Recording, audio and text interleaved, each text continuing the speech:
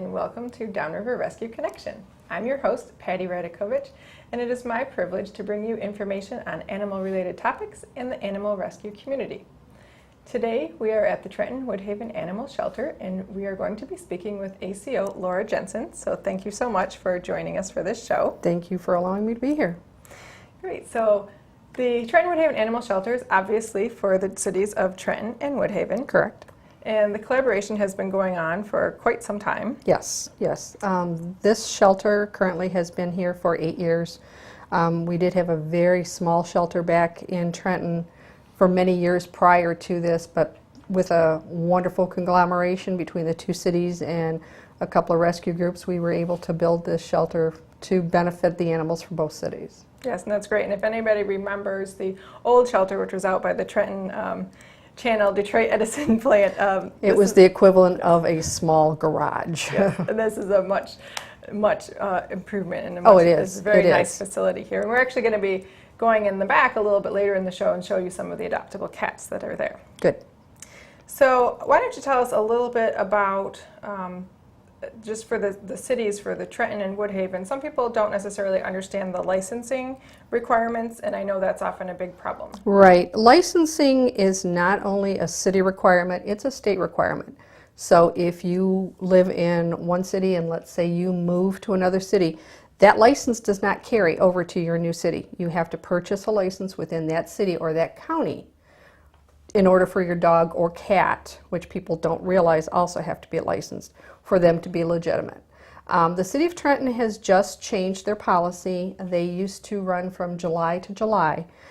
This year they are going to offer an 18-month license which goes from July 1st of this year to December 31st of 2014.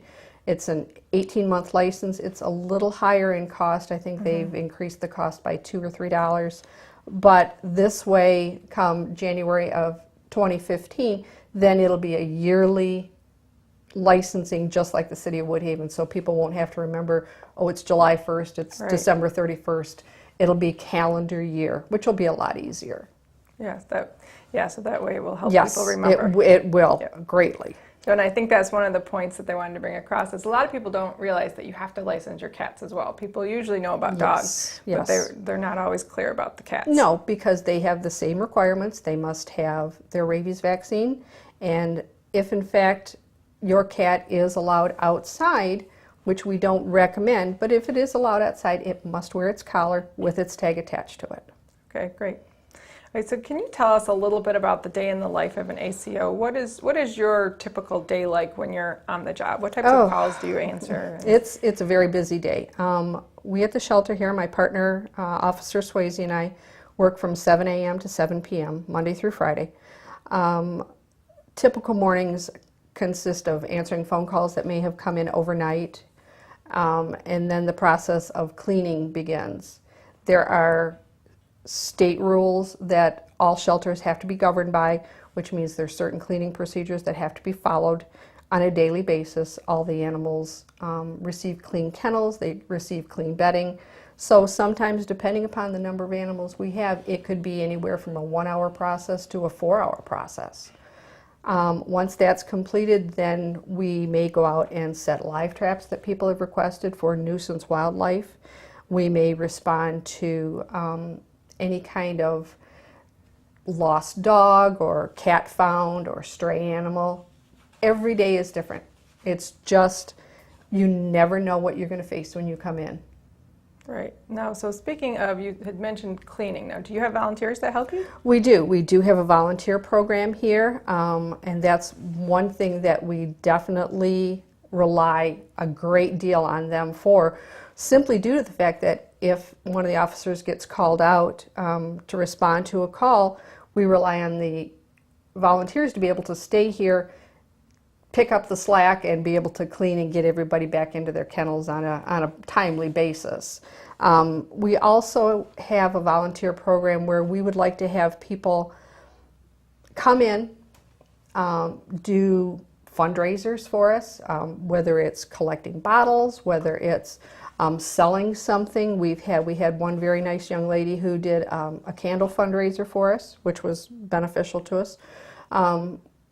we also would like volunteers to be able to come in, take one of our adoptable animals and transport them to either the Trenton or Woodhaven council meetings, because both of the council meetings are seen on cable, and this would get a little more exposure to the animal.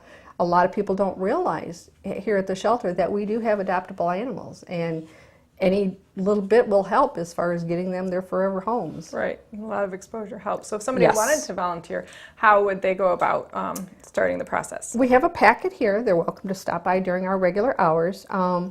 Even though we are on duty from 7 a.m. to 7 p.m., we have dedicated times that we are here, 8 to 9 in the morning, 2 to 3 in the afternoon, and then 5 to 6 in the evening. We are here more than that, but by posting those hours, people know that that's when we are going to be here in the shelter, whether it's to come look for an adoptable animal or to pick up a volunteer packet. We have the packet here. They can take it home, fill it out, drop it back to us. There is a background check done on all of the volunteers, and once they clear the background check, then we set up 2 dates for them to come in and kind of do a walkthrough, a training, make sure that it's really something that they want to take on. It's an emotional toll on some of our volunteers because they don't realize how attached they get to the animals. But once they come in, then they can either walk a dog, they can clean a cage, they can, brush a cat, whatever they are comfortable with. We never allow them to be put in harm's way. We make sure that the animals that they do handle or are exposed to are safe and healthy pets. Great.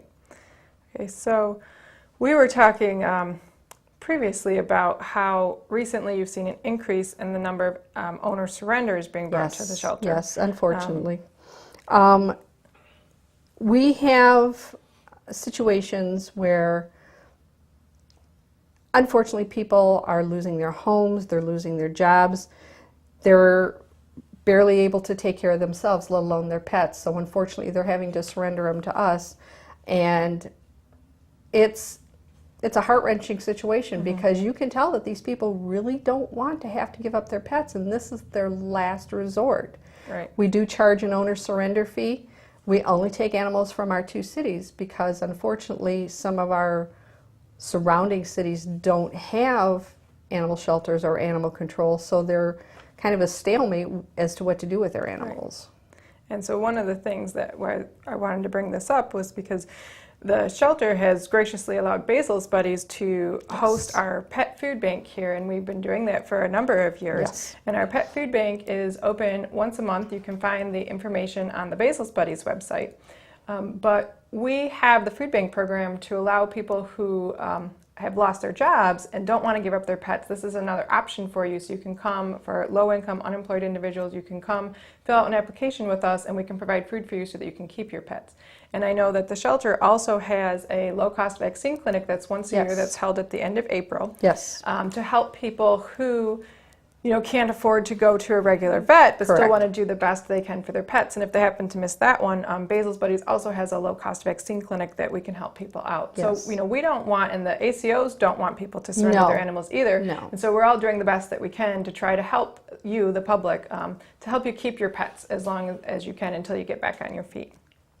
So one of the things I know you wanted to discuss is wildlife. Right. And we had a whole show about wildlife, so if you haven't seen it yet, go back and check on our YouTube page and check out our wildlife show about what to do if you find baby bunnies in your yard. Correct. That's one of the most of the phone calls that you get. Yes. So tell us a little about that. A great deal, and especially right now, late spring, early summer, many people see baby bunnies in their lawn or in their yard someplace, and their first response is, "Oh, I have to save them." That's actually the worst thing that you can possibly do. The survival rate of a wild bunny in domestic holding is slim to none. The fact is, you may see a clutch of bunnies and you don't see the parents, and you're thinking, oh, they're abandoned. A mother rabbit only comes back to the nest twice a day, once in the morning and once at night. If you are uncertain as to whether or not, let's say, there is a mother rabbit around, your best bet is to gently place maybe a stick or two over the top of the nest. That way the next day when you check, if those sticks have been moved, then you know the mom is still in the area. They don't feed them, let's say, like a mom cat or a puppies, you know, and dogs, that type of thing. They go, they venture out all day long, and the babies stay in the nest. It's a fallacy as far as touching them. The mother will come back if you touch them, but what we try to drive hard to everyone that calls is just to leave them alone. They are very, very fragile. And if you can just leave them alone, if they're in your yard and you, let's say you have a dog, either take your dog out on a leash or take your dog into, let's say, your front yard, that type of thing. If you have a lawn service, make them aware of where the rabbits are. Maybe put a little box over it, propped up, so the mom can come and go as needed. Simply protect them, but please, please just leave them alone. Yeah, and that's one message that we try to get across in the wildlife show. And again, you're hearing it again from an ACO that gets calls all the time about the baby bunnies. And the best thing to do is just leave them alone. Nature has an excellent way of taking care of itself. Yes, they do. Yes, they do. So another wildlife problem that's common in Trenton and Woodhaven, which people wouldn't think is a problem, is coyotes. Yes, So yes. talk a little We bit about receive that. multiple calls a year on coyotes. Both cities, we know for a fact, we've seen them ourselves. We know that there are a couple of different families in the area. Coyotes are not governed by animal control. They are governed and protected by DNR. It is not something that we can set a trap for. It's not something that we can go after and try to hunt down by any means. If you see a coyote, your best bet naturally is to leave it alone. If they start to venture onto your property, let's say you have a bird feeder, the coyote is going to be attracted to the bird feeder simply because there are small animals that are going to feed at that bird feeder. You've got rabbits, you've got squirrels, you've got rabbits, bunnies, possums, anything like that. You've got a cat that will come to also go after the birds that are in your bird feeder. A coyote is going to do the same thing. They're going to lurk around the outside of your property looking for a smaller animal. And if in fact you see that, your best bet is to make as much noise as possible. We suggest getting like an air horn, something that will startle them. If you see one that is very badly injured, or let's say you can tell they have mange, then we suggest you contact DNR because they are the only ones that lawfully can handle that case. Okay, great, and that's good information to know. And a lot of people, sometimes they think that the coyote is actually a big giant dog from the distance. No, by no not. means, no. But we have had situations where they have started to approach people simply because they are in a rural setting now, and they're becoming more used to people and used to, let's say, house sounds. Don't, by any means, if you know you have a coyote in your area, by no reason should you allow your dog to be out by itself, whether it's a small dog or whether it's, you know, a medium to large dog, because either the smaller the dog, that coyote is going to go after it thinking it's a prey, or if you have a large dog, they're going to possibly see it as a litter mate and attempt to come towards your dog also. So if you know you have them, please do not allow your dog to be out by itself. Right. And there's another reason for not allowing your cats to be out. Because a coyote will go after a domestic house cat, and then unfortunately you're not going to have a good outcome with your cat. Right. And that's great information to tell us about. Now, on a more positive note, Woodhaven has a new venture. Yes. And why don't you tell us about that? We have a brand new dog park. It's called Woodhaven Dog Park, and it's in Civic Park on Hall Road. We just had the grand opening the beginning of the month. It's been very well publicized, but we are happy to say that the more the merrier. I mean, if you have a dog that is well behaved, that does well with people and other dogs, please think about coming to the park. You can purchase a tag, which is affixed to your dog's collar at all times that it's in the park. It's $25 for Woodhaven residents, and it's $35 for non-residents. If you have an additional dog, it's an additional $5 per dog for you to bring your animals to the park. There are rules and regulations which you will read and sign, which is an agreement to follow all of these stipulations in order to participate with the dog park. You are given a key entry code in order to enter the dog park so that you know that everyone within that dog park has done the same thing that you've done. Mm-hmm. They have agreed to abide by the rules and the laws of the park, and it's just a fun day of exercise for you and your dog. They have water fountains, and they have fire hydrants and Great. benches to sit on, and it's just a good way to get all that pent-up energy out of your dog. You can take them off the leash and just let them run. That's great. That's great. So one of the things that we discussed that we wanted to talk about, especially now that the summertime is here, is people who leave their dogs in hot cars. And this is a pet peeve of all animal lovers everywhere. Yes. So tell us a little bit about the calls that you get on that and what can happen, and what actions you actually take. It is a disaster waiting to happen. You have to think about you being in a car with a fur coat on, in the stifling heat, with no air, and think how long you might want to be in there. Most people look at their pets as if it's their babies. You have to have that mentality. You have to think, gee, I wouldn't leave my baby in my car. Why would I leave my dog in my car? Unfortunately, many people think they're doing right by the animal by taking them for a ride. Unfortunately, now that we're getting to summertime, people don't realize that there can be a 40-degree increase in the heat inside your car within 15 minutes. That's huge. You may think, oh, it's only 75 degrees out. But when you're in a car with no ventilation or very little ventilation, and let's say the sun is coming directly in, you haven't parked under a tree, or you're in the Meijer parking lot where there's no shade, that car is equivalent to the inside of an oven. And we have had, unfortunately, situations where dogs have actually expired in cars. It doesn't take long, especially when they're overheated. They're excited because they're in the car. Then their mom and dad have left them in the car, which makes them more excitable, which makes them pant and worry a little more. And we've had situations where we've gotten there too late. We get phone calls, from people that say, hey, there's a dog in a car. If we're on duty, we respond. We have a thermometer that we can stick in the car window, and we will determine whether or not we have the authorization to remove that animal. And if that animal is removed and we feel that that dog or cat is in danger, the owner can be cited for endangering an animal and neglect, and they will receive a citation.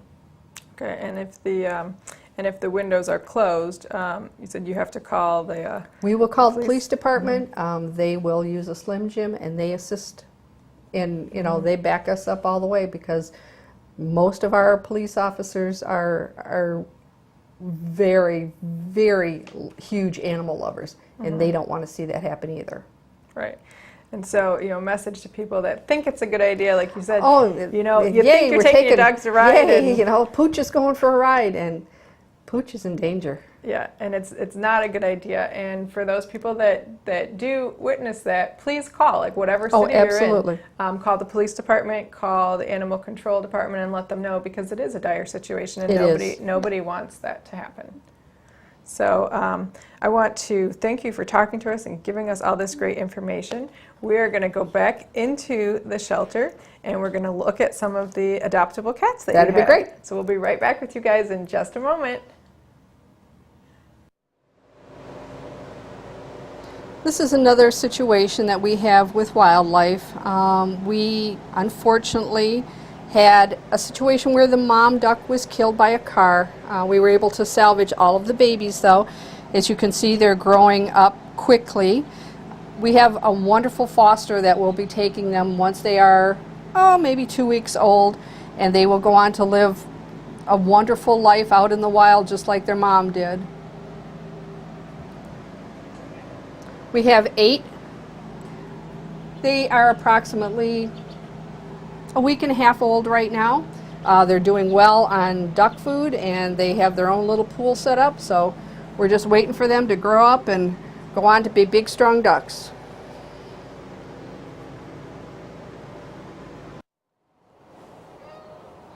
Okay, we are back in the cat room, and we're seeing some of the cats that are available here for adoption. Some of them have been here for a little while, and some just came in recently. So, Officer Jensen, if you can tell us a little bit about some of the cats. This one right here, Jackie Chan, you said has been here for a little while. Yes, Jackie Chan unfortunately has been here for a month or so. He's a wonderful cat. He is neutered. He's up to date on his shots. He's just as lovable as can be. We're really trying to find this good boy a home. He's getting to a point right now where, unfortunately, after cats are in a cage for a while, we call them cage crazy. They just are so unhappy, and they start to, tear up their beds, and, he'll get under his blanket and everything simply because he's just so unhappy. And he would do wonderful in a home. Right. So, and as you can see, there is a variety of cats that are here, all different ages, all different colors, all different kinds of cats. So if you're looking for an animal, this is a great place to come. And we have, right here you have one of the little babies. Yes, this is Ophi.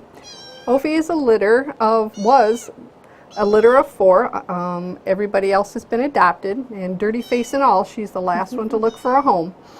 They were born on May 1st. We've had them since the day they were born. We bottle fed them, and now she's looking for her forever home too. Okay, and about how old is she then? She is about 6 weeks now. Okay. Yeah. So if you're looking for an animal, this is the place to come. We highly, highly suggest that if you want an animal, don't think about, going to a pet store or, a breeder. There's so many good animals that simply need a good home. Think about checking us out. Yeah. So again, I wanted to thank you, Officer Jensen, Thank for you. talking to us today. And this is the Trenton Woodhaven Animal Shelter. You can come on down here and look at the cats they have for adoption, or if you are in need of assistance, contact Basil's Buddies, and this is where we run our food bank from. So again, I want to thank everybody for watching the Downriver Rescue Connection. We all look forward to a day when all pets are treated like family and everyone has a home. Until that time, we invite you to be part of the solution. And remember, please spay and neuter your animals. See you next time.